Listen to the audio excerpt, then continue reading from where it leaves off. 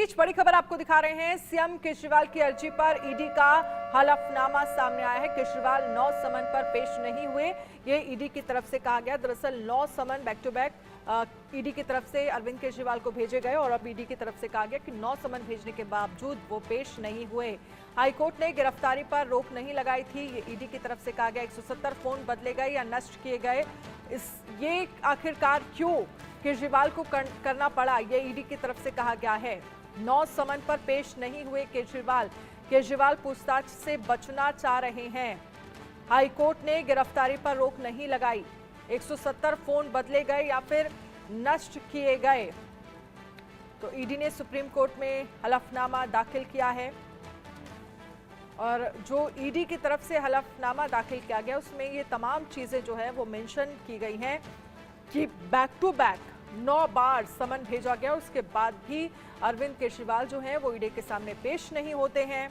इसके पीछे क्या वजह है, क्यों पेश नहीं हुए अरविंद केजरीवाल और 170 फोन चेंज किए गए या फिर नष्ट किए गए, ये आखिरकार क्यों किया गया, ये अपने हलफनामा में कुछ बड़े पॉइंट्स हैं जो ईडी की तरफ से सामने रखे गए हैं।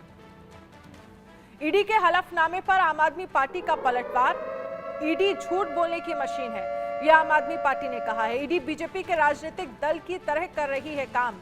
ईडी के पास कोई सबूत नहीं है, यह ईडी की जांच नहीं बीजेपी की जांच है, यह आम आदमी पार्टी की तरफ से कहा गया। बीजेपी केजरीवाल को चुनाव प्रचार से रोकना चाहती है, तो आम आदमी पार्टी की तरफ से यह कहा गया कि बीजेपी जो है वो चुनाव प्रचार से केजरीवाल को रोकना चाहती है, इसीलिए ईडी की कार्रवाई जो है वो आम आदमी पार्टी पर, दिल्ली के सीएम अरविंद केजरीवाल पर की जा रही है।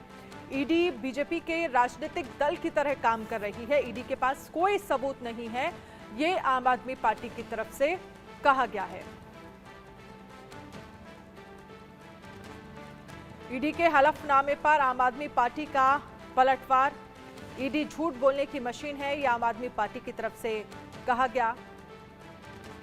ईडी के पास कोई सबूत नहीं है, यह आम आदमी पार्टी ने कहा है। आपको बता दें कि सुप्रीम कोर्ट ने ईडी ने हलफनामा जो है वो दायर किया है। उस हलफनामे में तमाम चीजें जो हैं वो लिखी गई हैं, जिसमें ये कहा गया है कि लगभग 9 बार समन भेजा गया अरविंद केजरीवाल को और वो क्यों ईडी के सामने पेश नहीं हुए।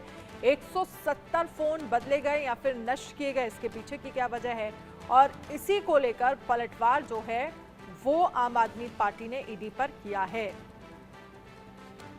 ईडी के हलफनामे पर आम आदमी पार्टी का पलटवार में ईडी झूठ बोलने की मशीन है, यह आम आदमी पार्टी की तरफ से कहा गया। ईडी बीजेपी के राजनीतिक दल की तरह काम कर रही है, ईडी के पास कोई सबूत नहीं है, यह आम आदमी पार्टी की तरफ से कहा गया।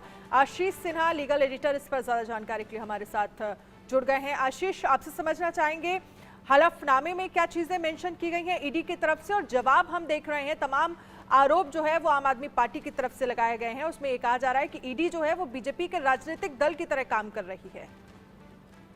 देखिए, सबसे पहले बता दें कि पूरा मामला क्या है। दरअसल अरविंद केजरीवाल ने जो अपने समन को, इसके अलावा हिरासत को जो चुनौती दी थी और गिरफ्तारी को जो चुनौती दी थी, उसके खिलाफ जो हाईकोर्ट का ऑर्डर था, यानी हाईकोर्ट ने राहत नहीं दी थी, उसके खिलाफ वो सुप्रीम कोर्ट आया है।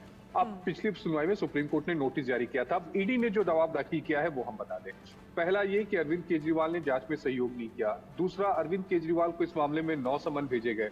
तीसरा, इस मामले में 170 से ज्यादा जो मोबाइल फोन थे उनको नष्ट कर दिया गया। चौथा, अरविंद केजरीवाल बेहद प्रभावशाली व्यक्ति हैं। पांचवा, वो गवाहों के साथ छेड़छाड़ और सबूतों को प्रभावित कर सकते हैं। छठी इंपॉर्टेंट बात ईडी ने ये कही है कि इस मामले में सभी नियमों का पालन किया गया। सातवीं, उनके खिलाफ जो गवाह हैं, सरकारी गवाह हैं, उन्होंने बयान दिया।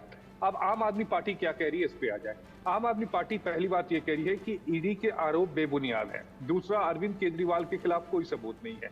तीसरा, अरविंद केजरीवाल के खिलाफ ईडी जो है वो एक राजनीतिक मशीनरी बन गई है, यहाँ पर सीधा निशाना बीजेपी के तौर पर था। चौथा, ईडी जो है वो बीजेपी के इशारे पर काम कर रही है।